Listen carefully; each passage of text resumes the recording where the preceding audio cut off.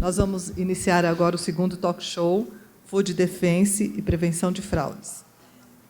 Os participantes aqui no palco, a senhora Juliane Arimura, gerente de alimentos e bebidas da DNVGL, mestre graduada em engenharia de alimentos pela Unicamp, com especialidade em higiene e legislação de alimentos, e MBA em gestão estratégica e econômica de negócios pela FGV.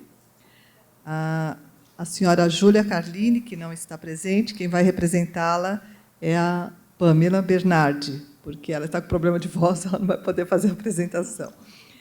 A Pamela Bernardi é coordenadora de qualidade de produtos de marca própria, tecnóloga de alimentos e engenharia química. A doutora Ellen também participará, que é a presidente do IRSFD e do Grupo Food Design, é PhD em Ciências de Alimentos pela USP, especialização em Marketing de Alimentos na CDRU, Universidade de Zaragoza, Veraquis, pós-graduação em Desenvolvimento Sustentável, FGV. O senhor Rogério Levorim será o moderador, gerente jurídico da APAS, bacharel em Direito na Universidade de São Paulo, com pós-graduação em Direito Empresarial na Universidade de Mackenzie. Então, por gentileza, iniciar. Bom dia a todos. Satisfação nossa estar aqui presente nesse evento, casa cheia. Nós estamos em transmissão pela internet também, com uma excelente audiência, e a APAS aqui, juntamente com o Instituto, inaugura uma forma híbrida de apresentação, que é a participação presencial e também a participação pelo webinar daqueles que não puderam estar conosco aqui. Estamos com o Brasil inteiro conectado e estamos muito orgulhosos aí da realização do evento e patrociná-lo. Bom, o tema que nos traz aqui é um tema, quando eu fui convidado para fazer a moderação, eu fiquei muito feliz, porque ele é um tema bastante importante e caro, especialmente para o varejista, como também para a indústria. Food Defense e Food Fraud. Nós sabemos que a evolução da modernidade tem trazido situações que nos obrigam cada vez mais à adoção de mecanismos preventivos e corretivos. E a gente não pode fechar os olhos para as questões das boas práticas e para as fraudes. Então, as minhas palestrantes aqui, eu já fui avisado, nós temos 3 apresentações, Começamos com você, Juliana, depois a Pamela e a Ellen na sequência, e nós abrimos depois para perguntas. E eu queria, para o pessoal que está assistindo pela internet, que também pode participar, inclusive na tela, no canto superior esquerdo, clicando lá, ele faz a pergunta e eu recebo a pergunta aqui, e consigo fazer para os nossos palestrantes. Então, não deixe de fazer a sua pergunta também, você que está assistindo aí pela internet, que a gente encaminha aqui para as nossas palestrantes. Juliane, por favor. Vamos lá. Bom dia a todos. Agradeço, em primeiro lugar, ao Instituto de Responsabilidade Social Food Design, a APAS, pelo convite. A ideia é a gente iniciar abordando um pouco os conceitos de Food Defense e Food Fraud, para nivelar. Sei que muitos aqui já trabalham com o assunto, já sabem bastante, mas tem muita gente também assistindo. Então, é importante a gente começar com os conceitos, depois a Pamela vai falar um pouco dos exemplos práticos de controle, e aí a Ellen vai dar uma abordagem comportamental. Então, acho que a gente se complementa aqui. Eu vou iniciar mostrando esses conceitos, que são abordados dentro da posição do GFSI, Global Food Safety Initiative, que diferencia segurança de alimentos, de defesa ou proteção de alimentos e de fraude dos alimentos. E para cada um desses temas, existem ferramentas de controle. Então, quando a gente fala de segurança de alimentos, nós estamos falando daqueles perigos que são não intencionais, que são acidentais, que provêm, muitas vezes, de matérias-primas e que a gente tem que controlar, que nós conhecemos. E a ferramenta principal de controle é o HACCP. Quando a gente fala de defesa ou proteção dos alimentos, Food Defense, nós estamos abordando daquilo que é uma prevenção de perigos de adulteração intencional, quando tem uma motivação ideológica, muitas vezes por terrorismo, ou por sabotagem, ou por um descontentamento de um colaborador. Então, a gente está falando de trabalhar com uma ferramenta TACCP, que vem de controle de ameaças, a ferramenta para controlar essas ameaças. E quando falamos de fraude, nós estamos falando daquilo que é também também uma adulteração intencional com fins econômicos, né? Com motivação econômica, quando se quer ganhar dinheiro fraudando, seja diluindo, seja falsificando, seja trocando, né? Então, e aí a ferramenta que a gente utiliza é uma ferramenta para um plano de controle de vulnerabilidades. Então, essa sopa de letrinhas, HACCP, TACCP e VACCP, fica dia a dia mais comum, né, para quem está na rotina de segurança de alimentos. Falar um pouco de onde surgiu, né? Food Defense, defesa dos alimentos. Poxa, Torres Gêmeas, terrorismo. Sim, né? Depois dos anos 2000, principalmente 2001, lembra aquelas cartinhas que continham antrax, que são esporos da bactéria Bacillus anthracis, né? E aí 5 pessoas morreram, inclusive pessoas de Correios, né? Há casos, então, de terrorismo. A indústria de alimentos começou, principalmente as grandes corporações internacionais, ter raio-x para receber correspondências, por exemplo, né? E daí ela começou a perceber que ela também teria que ter controles dessas ameaças no seu processo. Imagina uma caixa d'água de uma indústria de alimentos contaminada com uma toxina botulínica, né?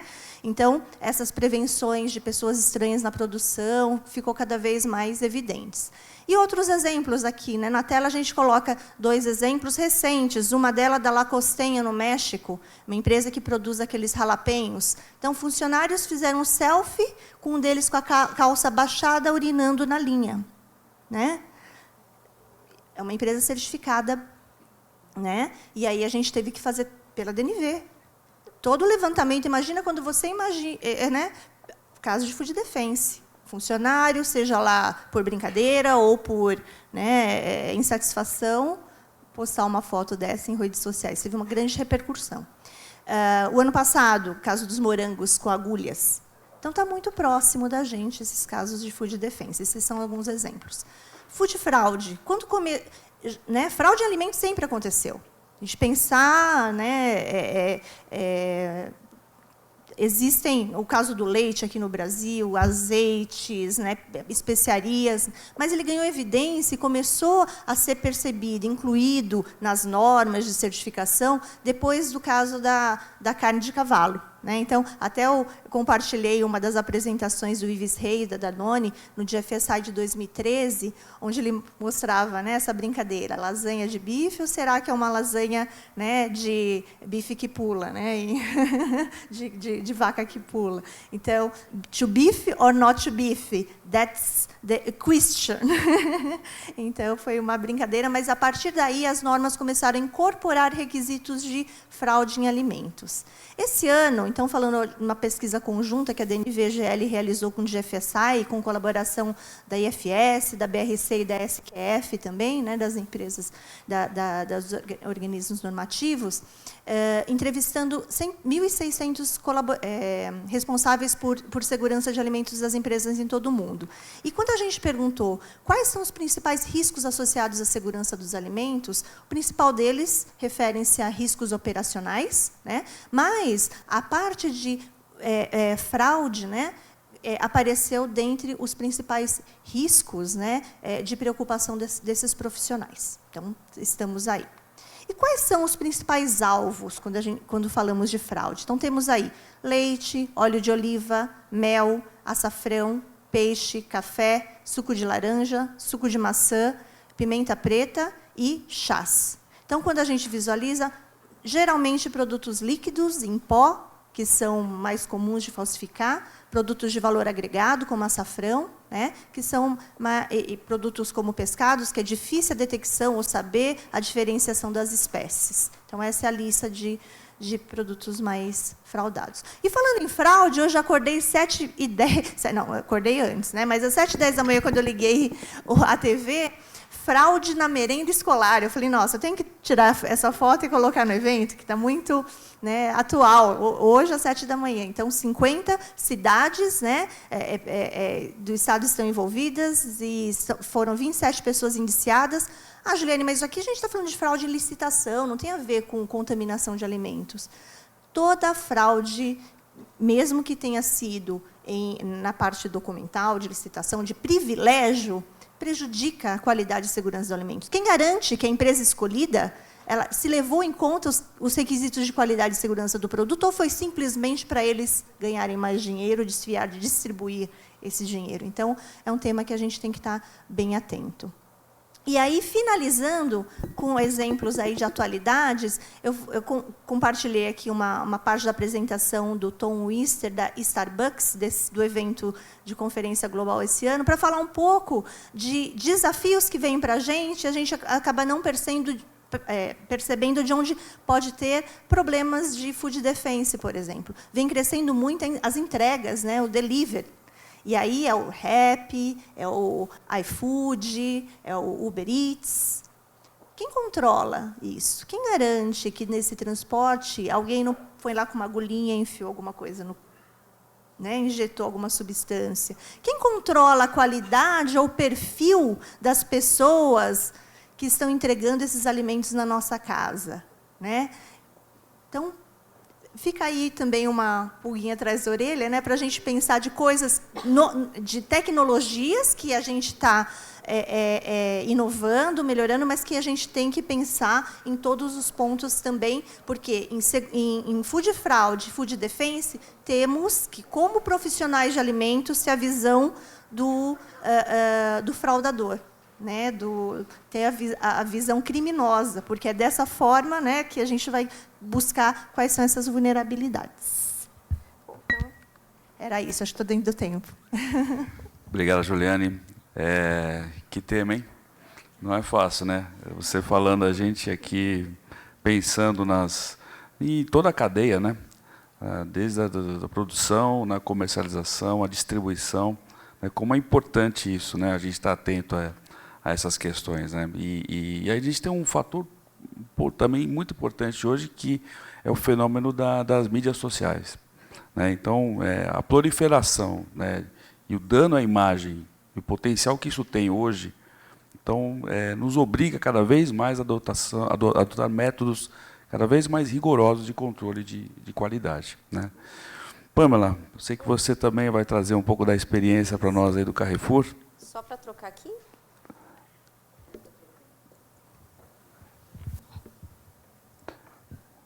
Deve estar. Bom, deixa eu aproveitar, então, enquanto estava aproveitando a Juliane, que recomendações primordiais você entende, né, você, com relação à questão dos métodos preventivos, principalmente para o food fraud, né? O que você recomendaria, Júlia? Bom, existem metodologias para a elaboração de um plano de vulnerabilidades. Eu acho que a principal recomendação é avaliar o histórico, né? Já existem históricos de quais são os produtos com maior vulnerabilidade à fraude, né? Então, normalmente, um pouco do que a gente citou, ter atenção, principalmente naqueles que em pó ou líquidos, né, que são mais difícil de detecção, né?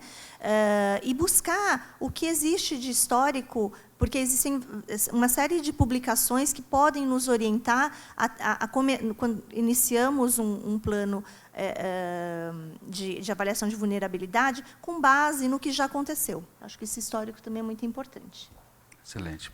Bom, Pamela, já estamos aí com a sua apresentação, por favor. Bom dia a todos. Bom, aproveitando o gancho da Ju, né, ela falando dessa parte de ética e transparência, então o Carrefour ele preza muito por isso pelos fornecedores, tanto que alguns aqui devem ser fornecedores nossos e sabem como é nossos controles aqui em marca própria. O Carrefour ele também tem um plano de prevenção de fraude. Por quê? Quais são as vulnerabilidades do varejista? Isso não só para Carrefour, para todos, né? Nós somos fiscalizados por diversos órgãos, como Procon, Anvisa, Mapa, Polícia Federal, e a gente tem uma perda econômica também, e principalmente da imagem, que uma vez constatada alguma fraude, algum produto Carrefour, não vai ser simplesmente um produto, mas vai ser a cadeia inteira que vai ser mal vista para os clientes, e nisso, consequentemente, a gente perde confiança e consumidores. Como que a gente faz no varejo? Nós temos o controle de qualidade nas plataformas e treinamentos e auditorias em lojas.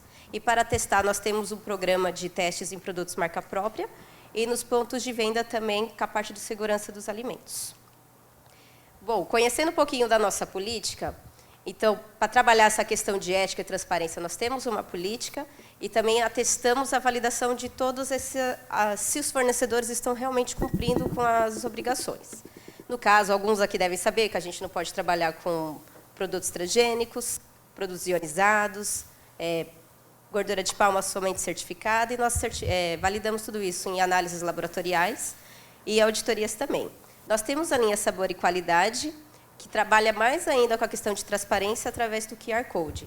E também trabalha com a questão de sustentabilidade e responsabilidade social, que foi até abordado no talk show anterior, um pouquinho dessa parte. Então, a gente comunica essas questões e a gente valida com os fornecedores através de auditorias, a gente faz visitas, então a gente está sempre muito próximo do fornecedor, acompanhando tudo. E a gente também tem um controle de resíduos de antibióticos e agrotóxicos.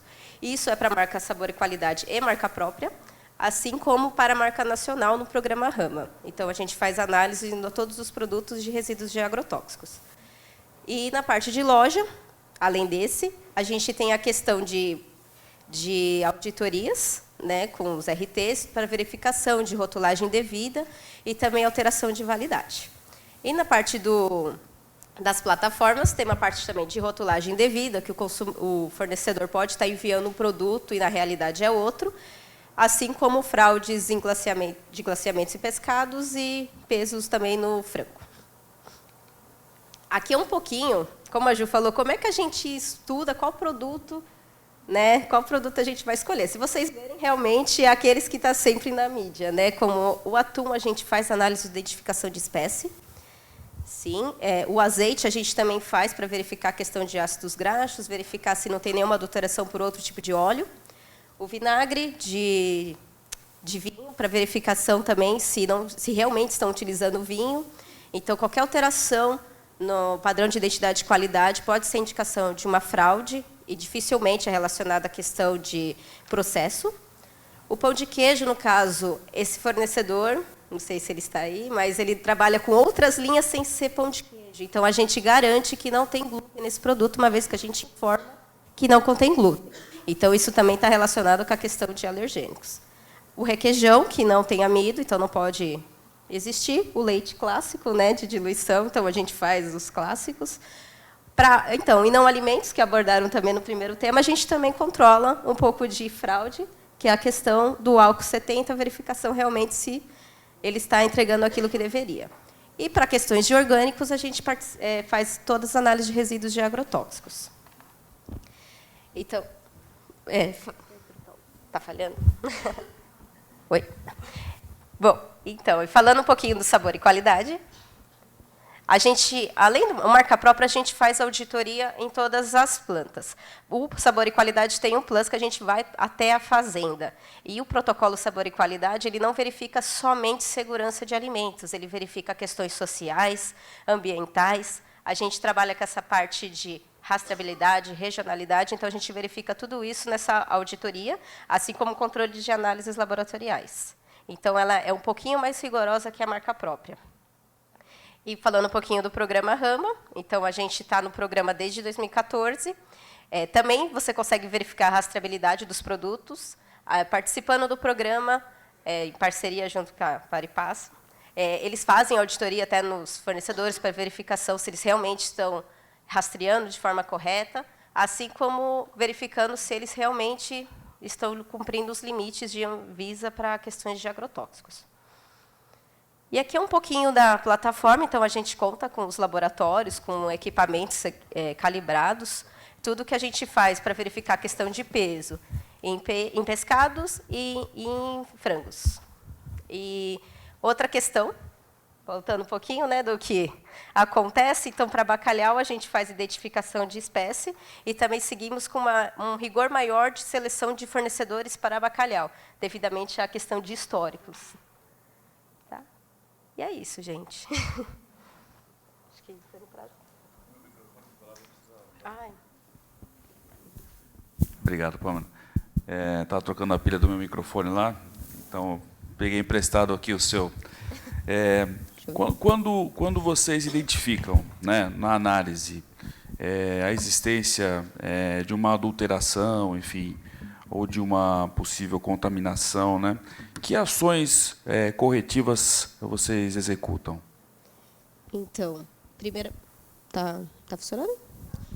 Então, primeiramente, a gente vai investigar. Quando se tem uma suspeita, a gente sempre começa com uma segregação dos lotes, né? Aí, uma vez confirmada, a gente vai fazer a retirada e vai fazer um bloqueio com o fornecedor e entender o que está acontecendo. Então, a medida corretiva é, primeiro, segregação dos produtos, porque pode ter um risco, entendeu? Mas, assim, atualmente, a gente não teve problemas. Eu participei, o ano passado, de uma reunião no Ministério da Agricultura. Eles estavam muito preocupados, no mercado geral, com a questão dos azeites. Sim. E dos pescados, né? A gente sabe que são as análises, a fiscalização aumentou consideravelmente, né? E eu acho que esse apoio também governamental, né, como foi mencionado pelo Paulo, né, essa relação com o órgão público é fundamental também para a gente melhorar a qualidade, né, do produto, né? Com certeza. Legal. Bom, vamos a Ellen. Você está com... Enquanto a gente coloca aqui os slides, eu só gostaria até de contar de algumas historinhas ao longo da vida, né? Então, quando a gente envelhece, eu acho que a grande vantagem é a gente ter passado e vivido várias situações. Uma delas eu vou contar, inclusive, com nome, porque reflete o sistema de qualidade dessa empresa. Eu trabalhei no início da carreira Nestlé, depois Quibon. Na Quibon, a gente fazia parte de um painel de degustação de leite em pó. E um dia, Compras mandou um leite que estava fabulosamente mais barato, 15% mais barato. Na época, eu, conhecendo o que acontecia com o leite, eu sabia, por causa de Nestlé, que o lucro era extremamente baixo, 2%, 3%. Tá? Aí eu estranhei, eu falei, 15%? Mas nessa época a gente não estava ligado em fraude, não. Tá? Mas 15% mais barato, quando a esmola é muita, a gente tem que desconfiar.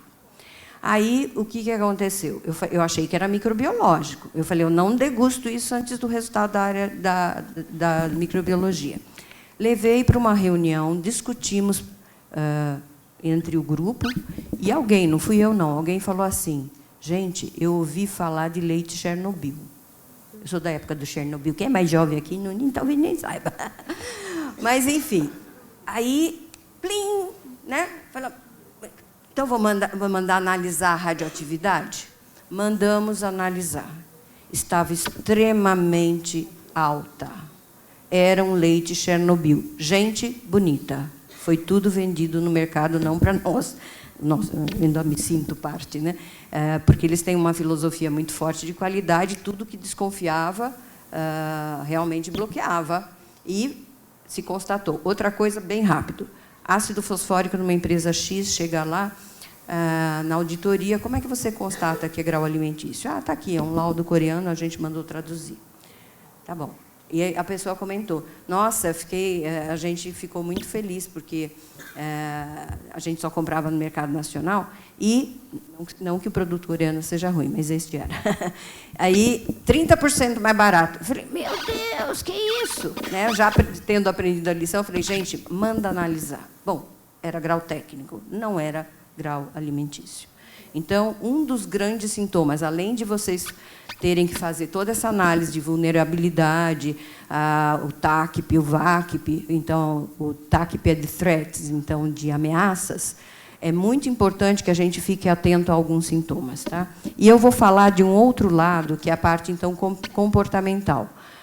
Por que eu vou falar do comportamental? Porque esse é um lado também da segurança de alimentos que a gente vem se dedicando, isso lá na Food Design, já desde o início de 2004, a gente incorporou uma pessoa da área de psicologia social para nos apoiar na parte de cultura, porque cultura não é só perna técnica. A perna comportamental, quem estuda, sabe que ela é a perna de apoio. Bom, e aí começamos a falar muito de fraude, estudar fraude, de FSI colocou como uma necessidade, incorporou nas normas, e cada vez se fala mais, aí eu fui fazer cursos, e aí a gente vê, a fraude do leite faz assim, porque o pescado assim confunde com o pescado assado. E aí vai. E aí quase tudo que eu fui era técnico. E aí eu comecei a aprofundar a coisa. Primeira ideia que é importante a gente ter em mente, né? Como quem foi a Juliane falou, criminoso. Tá? Quem faz isso, você me ajuda, tem coisas que vai ser muito providencial, que ele é da área de direito. Então, primeira coisa, gente toda bonita. Isto é crime, é 171. Tá? Pena, reclusão, 1 a 5 anos, multa, 500 mil reais, que obviamente vai ter que ser atualizado para os dias de hoje. Tá? Uma coisa, quando você compra um insumo que é fraudado, você também responde, a pena é menor. Tá? Então, agora, indo para o comportamental, eu comecei a pensar, bom, por que alguém frauda? Óbvio que é para ganhar dinheiro. Tá? Para vocês terem ideia da tentação que pode ser para alguém que é muito ganancioso, tá? Uma das adulterações que se faz de azeite, no Brasil a gente está muito preocupado, muitas vezes, com a adulteração com óleo de amendoim, com óleo de milho, blá, blá, blá. Tá? Só que muito desse óleo é importado. E, na origem, uma das fraudes extremamente comum é adicionar o óleo de caroço, tá? Da azeitona, que em inglês chama pomace. Eu não sei se a pronúncia está certa. E o que acontece? Do ponto de vista físico-químico, são extremamente próximos. A diferença é que é extraído por um solvente e ele deve ser destinado, em geral, a cosméticos. Tá? Gente, eu calculei o lucro nessa operação. Tá? Aqui eu tenho um dado, tá? E até aproveito um parênteses. Quem disponibilizar as apresentações que forem feitas, o site do IRSFD, a gente amaria que estivesse pronto. Não conseguimos, mas em breve ele estará pronto e vai ter todas as apresentações disponibilizadas. Essa vai estar lá. Então, gente, olha, 468%. Tá? Que operação financeira, mesmo na época em que a gente aqui ganhava um monte de dinheiro com operações financeiras, gente, é muito. Então, a ganância, certamente, faz com que as pessoas fiquem mais tentadas. Né? Mas nem tudo é ilegal. Tá? Então, eu só quis mostrar aqui que trabalhar com fraude, não fazendo a fraude, mas detectando e prevenindo a fraude, é hoje uma especialidade. E vejam aqui, eu peguei isso na internet, tá? Salário de analista de prevenção à fraude, 9.500 mensal. Olha, gente bonita, vão se especializar nisso. Tá? E aqui alguns fatores que a gente tem que estar atento. Tá? Óbvio que aquilo que a gente sabe que historicamente é mais fraudado tem que ser objeto de atenção. Mas o que mais? Tá? Se há uma política agressiva para conseguir preço baixo por parte do cliente, isso pode despertar no fornecedor uma vontadezinha de fazer bobagem. Tá? Formas abusivas de pagamento. Às vezes, não é a questão eu chamo, às vezes, de escorchar, né, esfolar o fornecedor. Né? Porque hoje a gente tem uma cultura muito de algumas empresas da área de compras que a pessoa de compras ganha bônus se ela conseguir abaixar preço. Tá? Só que, do outro lado, lá tem alguém que, de repente, está respondendo pela sua sobrevivência e, às vezes, dá até dos seus empregados, etc. E tal. Tá? Então, às vezes, não é o preço, mas é assim, tudo bem, eu te pago em 6 meses. Serviço está acontecendo isso, tá? Ok, deixa para lá. Falta de política de fidelização. O que me importa é preço, gente. Tá? Não tenho mais fidelização. Tá? Então, cada vez mais a gente vê falta de fidelização, e são poucas as empresas que trabalham com um valor de fidelização. Tá? Política de compra por preço em detrimento da qualidade. Bom, já até dei exemplo. Tá? Aqui tem vários, eu não vou explorar todos, mas um outro fator, origem geográfica. Por exemplo, lugares com tradição de corrupção, falta de ética nos negócios. Será que isso tem alguma coisa a ver na origem geográfica do Brasil? Tá? Então, é uma coisa bem complexa, né? Porque a tentação pode existir. Se a pessoa não tem valores éticos fortes, ela, de repente, cede à tentação, até porque ela sabe, não vai pegar. Se pegar também, aí eu faço recurso do recurso, aí você sabe quantos recursos. Eu não sei quanto nesse caso cabe, mas eu tenho uma sobrinha que fala assim, tem processo que cabe 30, 40 recursos. Se o cara calcular muito bem quando ele faz o crime e tiver dinheiro para pagar os recursos, ninguém pega ele. Tá? Bom, e aí eu contei um pouco de histórias e comecei a refletir. Bom, quem frauda ou manda fraudar e alguém acaba aceitando fazer a fraude, né, em geral sabe que está fraudando. Então, que adianta eu fazer um curso técnico com essa pessoa? Tá? Agora, então, é importante. Será que é sempre dinheiro? Por que frauda? Nós assistimos aqui no Brasil alguns casos de fraude bastante contundentes, digamos assim, que tem processo ainda rolando. Eu, inclusive, num dos casos, eu fui atrás do processo, que ele é público, para aprender o que aconteceu. E tem empresa que aconteceu isso, que eu conheço a filosofia de qualidade, e por isso que eu comecei a ficar atenta a isso. Eu conheço a filosofia de qualidade dessa empresa X, tá? Onde eu fui atrás do processo. Eu sei que é forte, né? Então, é alguém que ficou tentado e pisou na bola. E parece que foram alguéms. Tá? Enfim, está sendo avaliado. Mas, enfim, cada vez mais eu fiquei, então, atenta a essa questão. Tá? Do ponto de vista da empresa, tá? Se ela frauda, é porque, de repente, ou é filosofia, ou ela tem dentro lá uma organização criminosa. Na GFSI, a gente tem tido palestras, inclusive, da Interpol. A Interpol, todo ano, roda uma grande pesquisa de fraudes de alimentos em vários países. E eles falam muito da questão, então, da organização criminosa dentro da empresa. E hoje, fraude é um assunto crescente e cada vez tem organizações criminosas, ou porque a empresa é criminosa, ou porque alguém, entre aspas, não existe alguém, mas algumas pessoas se juntam para cometer o delito. Para quê? Para ganhar dinheiro. Tá? E aí, então, pode ter uma infiltração de quadrilha, e aí é mais grave. Quando é um ladrãozinho de galinha, eu até deixa eu mencionar para vocês, muito do que eu estou apresentando aqui é de origem de palestras ou curso. Eu fiz um curso com John Spink, isso está na internet, Michigan State University, tem curso online excelente, coordenado por John Spink. Então, essas coisas que eu estou falando, vem um pouco dele. Tá? Do ponto de vista do colaborador, né? Por que ele entra nessa? Né? Porque quer ganhar dinheiro fácil?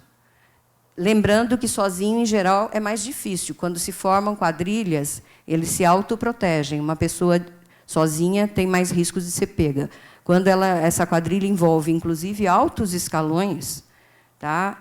Você pode até reclamar com o diretor, com o gerente, se vocês. Esse é público, tá?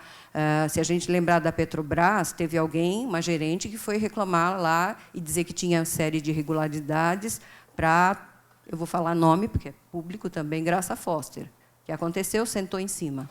Eu tenho amigos que trabalham em empresa, um deles na área automobilística, que sistematicamente o fornecedor mandava peça com problema, o chefe mandava liberar. Mandava com problema, o chefe mandava liberar. Ele começou a desconfiar, foi atrás, fez um dossiê, foi mandado embora no dia seguinte pelo diretor. Ok. Então, cuidado, que às vezes a gente confia nas pessoas e sai bobagem. Isso aqui é uma. Quando eu comecei a pesquisar isso na internet, né, aí eu encontrei aqui uma referência da história de Toby, está disponível na internet. Eu vou só mostrar rapidinho aqui, tá, na forma de revista em quadrinhos. Tá? Toby era dono de uma empresa, se viu em dificuldades econômicas na empresa e, procurando a sobrevivência da empresa, ele foi atrás de empréstimo. Só que daí ele não tinha bens para garantir empréstimo. Isso é real, Estados Unidos. Tá? Então, o que ele fez? Lá a gente não precisa fazer a documentação que vai para os sócios, que às vezes ficam até fora da cidade, que reconhece firma, que volta, que vai, que vem, que volta. Tá? Tem muita coisa que simplesmente ainda se acredita na palavra da pessoa. Então, ele fraudou as garantias que o banco oferecia, precisava para aquele empréstimo. Bom, e aí a coisa foi piorando e ele foi, inclusive, pedindo ajuda, né, porque ele não conseguiu sair daquela enrascada em que a empresa estava, começou a pedir ajuda de amigos. Tá? Muitos amigos muito próximos começaram a ajudá-lo, e a coisa foi crescendo até que ele se viu em apuros, começou a beber. Enfim, é uma história real e que mostra que a mente da pessoa, mesmo que ela tenha valores éticos, na hora da dificuldade, de repente, ela começa a romper esse dique. Aí ela abre um buraquinho. Daqui a pouco, o dique vai aumentando e ela vai rompendo. E, quando ela se vê, então, esse cara, ele conta que ele não queria fazer isso. Mas, em nome da sobrevivência da empresa, ele começou a entrar cada vez mais enrascada, depois não conseguiu manter a empresa, mas começou a beber, enfim, teve um problema sério, inclusive pessoal. Tá? Então, isso é muito importante a gente ter em mente. Tá? Quando a gente pesquisa sobre origens de falhas éticas das fraudes, tá? Por exemplo, o colaborador ser atraído por um bônus maravilhoso baseado em produtividade. Eu vi já cliente nosso reprocessando coisa absolutamente proibida. Foi um trabalho na área de cultura, que a gente fez todo um diagnóstico, e a gente percebeu que por que era feito aquilo. E era encoberto, obviamente, não deixava vazar para cima. Neste caso, a alta direção não estava envolvida. Tá? Então, o que eles faziam? Né? Faziam de tudo que pudesse para aumentar a produtividade, para ganhar aquele bônus fantástico. Inclusive, nessa empresa, do ponto de vista cultura, foi muito interessante, porque os empregados ganhavam PLR, e eles odiavam o PLR deles, porque era pouquíssimo, e eles falavam, os gerentes, quando chega e ganha a época do bônus, tem gerente que até comprou barco. E, então, eles tinham raiva do programa, inclusive de segurança de alimentos, por razões desse tipo. Tá? Outra razão, eu fico olhando para lá. Gente, desculpe, quem está aí... desculpe, é que eu esqueço que tem aqui na frente. Tá?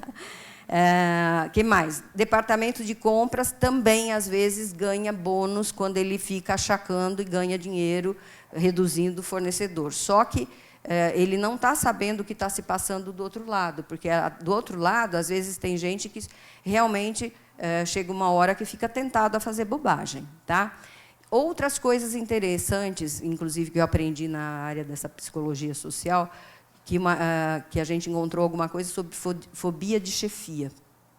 E aí eu achei meio doido, depois eu lembrei que tinha uma pessoa que trabalhou comigo, que foi super recomendada por um amigo de faculdade, era inteligentíssima, ela estudava as coisas e ia discutir com ela, ela falava, deu branco. Deu branco.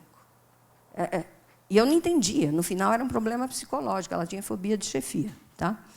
Medo de perder emprego, porque eu dependo desse emprego para manter minha família. Então, se de repente alguém vai me cooptar, né? Porque se eu não fizer, por exemplo, suponha que é um chefe que fala, se não fizer, eu te mando embora. O cara, de repente, entra. Tá? Se identificar com o problema do solicitante e querer ajudar, é o caso do Toby. Né? Então, ele pediu para amigos ajudarem, inclusive, fazer empréstimo para ajudá-lo, pedindo para que fraudasse, que passasse o dinheiro para ele. Quer dizer, ele envolveu gente nessa rede. Né? Cumprir ordens. Tá? Num dos casos que a gente falou que aconteceu no Brasil, então, a gente vê... E não é fácil você pegar, porque, na auditoria, a pessoa pegava e via que isso aconteceu na área de ração, tá? Não importa onde.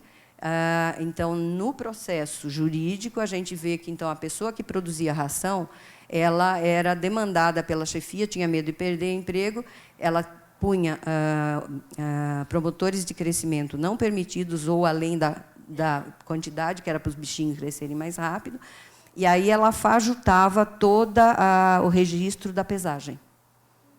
Tá? Bom, enfim, então, a gente tem que estar muito atento com as situações de oportunidade com pessoas que têm baixos valores éticos. Tá?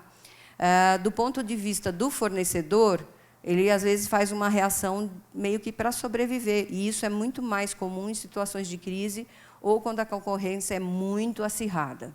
Tá? E outra questão é a reação de sobrevivência, quando ele realmente se vê escorchado e ele não tem outra opção.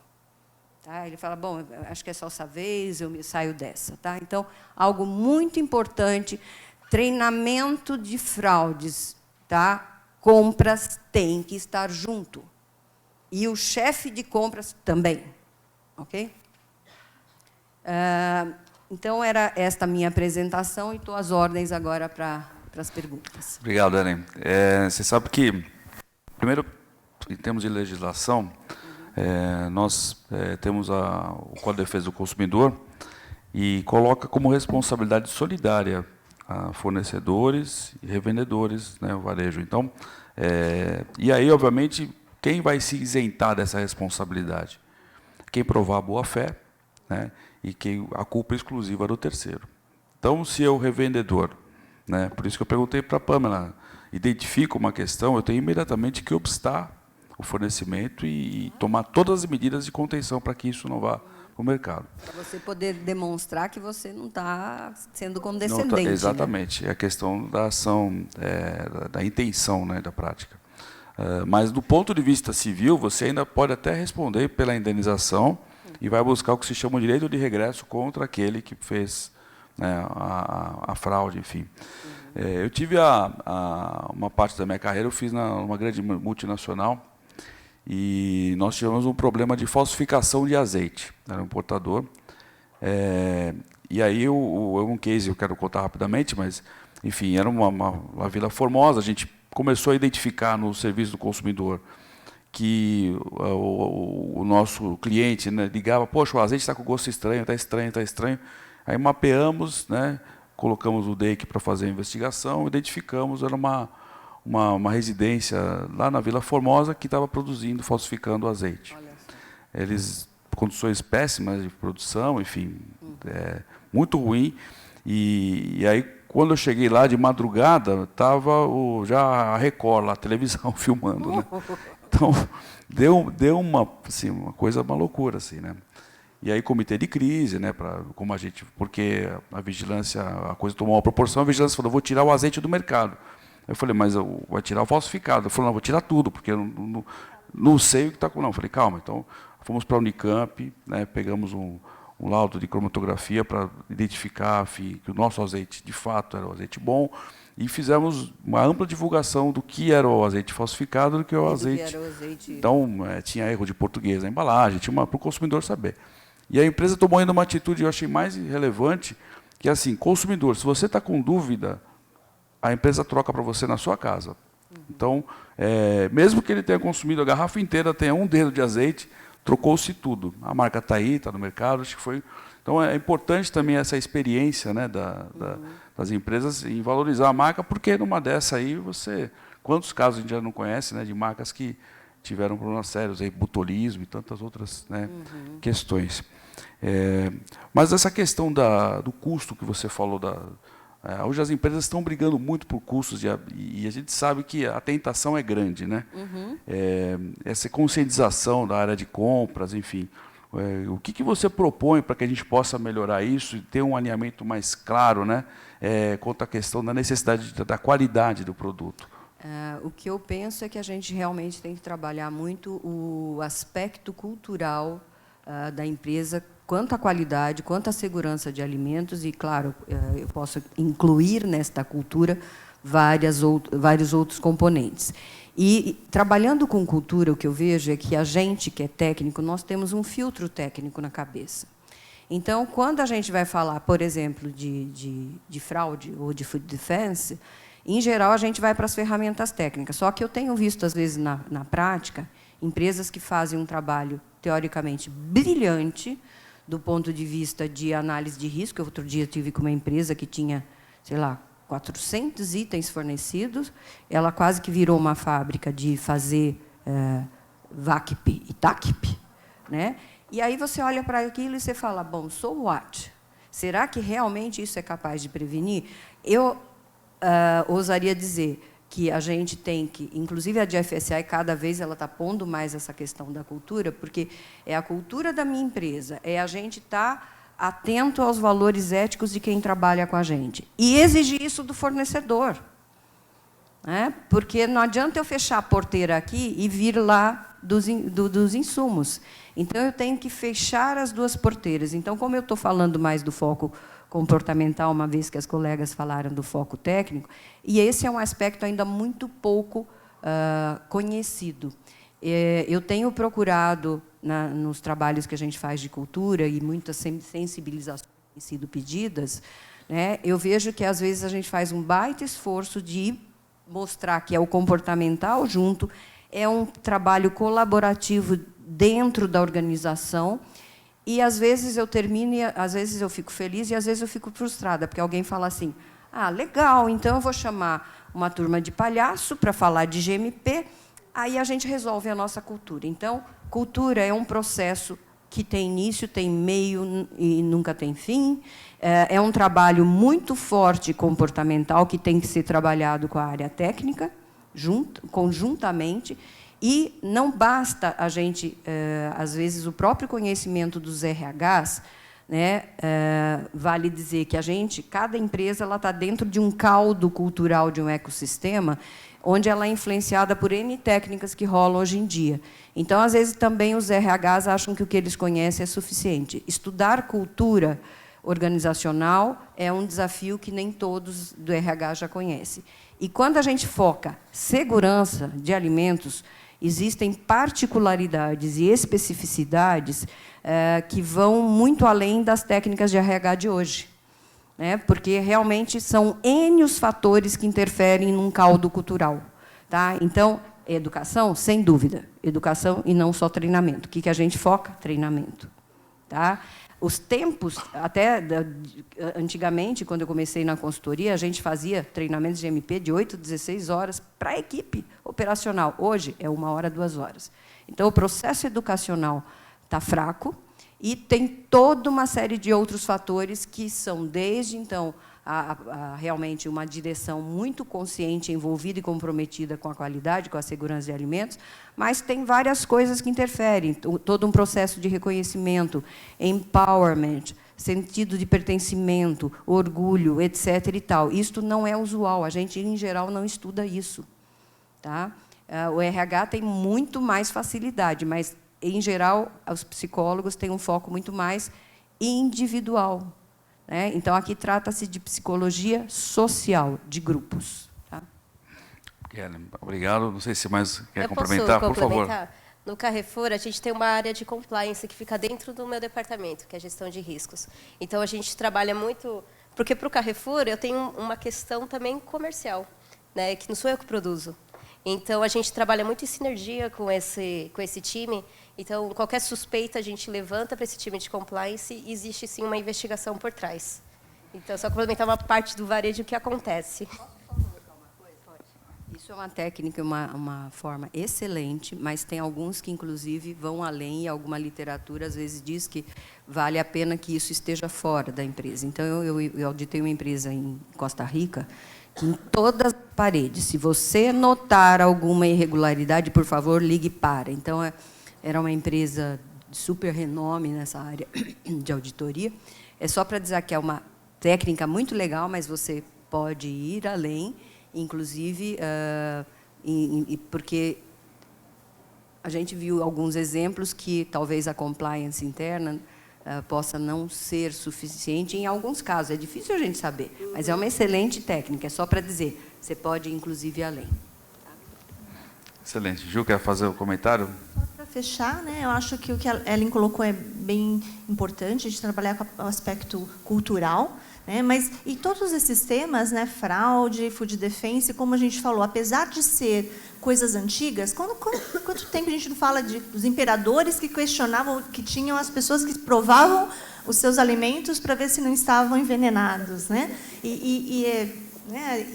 Porém, dentro do nosso contexto, é recente. Falei aí, né, a gente está falando de cultura, que a gente está falando aí 2010 para cá, né, Food Defense 2001 para cá, Food Fraud 2013 para cá. Então, a gente tem muito que aprender ainda. Né? Temos muito que aprender, isso aqui é só o começo, e buscar também, não só tanto a parte, eu acho que humana, como a parte da máquina, né? A digitalização aí que pode nos ajudar em muito, essas ferramentas digitais também a combater esse food fraud e proteger os alimentos. Obrigado. Você sabe que eu lembrei um assunto interessante rapidamente, que o brinde nasceu disso, né? Desse conceito, que não se brindava com taça, não com canecas, né? E a ideia é trocar o líquido de um para exatamente evitar a questão do envenenamento, né? Também morreu os dois, aí depende de cada um. Bom, o pessoal já me avisou aqui que nosso tempo encerrou, mas queria agradecer a todos por esse painel. Acho que é um tema que nós temos que trabalhar cada vez mais, né, importante. Aqueles que tiverem dúvidas também, quiserem encaminhar, a gente está à disposição depois, eu encaminho para os palestrantes. Né? Nós temos aí mais um bloco ainda, daqui a 5 minutos. que são os nossos produtores, né, aderentes ao programa. Acho que vai ser um painel bastante importante, né? Então, a gente volta em 5 minutos, ok, gente? Obrigado. Parabéns a todos.